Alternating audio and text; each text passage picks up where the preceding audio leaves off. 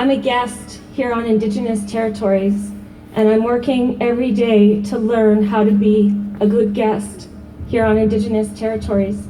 I spent the last 15 years of my life studying how racism continues. And as a white settler and a white person growing up, I know that we get messages every day from the media, from our schools, from our history textbooks, from our government, that tells us that white people are superior, and that tells us that Indigenous people are inferior. This is how racism works. And so I'm calling to action every white settler, every non-Indigenous person, to stop the media that are here, stop the myths and lies and racism and stereotypes that are spread about Indigenous people.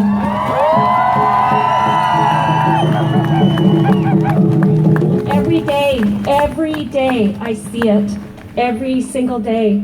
We are responsible and we have to be accountable, and you have to start making individuals accountable, because it is systemic, but it's also individuals that perpetuate this.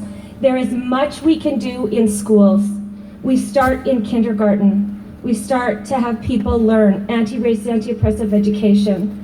And one of the reasons that schools and media and governments and institutions are so afraid of it is because they're more afraid to make white people feel uncomfortable for their racism than they are about the lives of Indigenous people.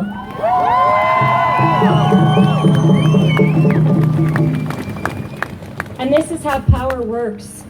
And this sign represents the fact that white settlers have used violence to steal land, have used violence to steal resources, have used violence to steal children, and it needs to stop somewhere, because now the violence is in our courtrooms and in our justice systems.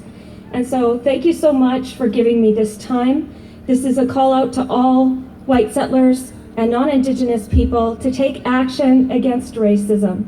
Thank you.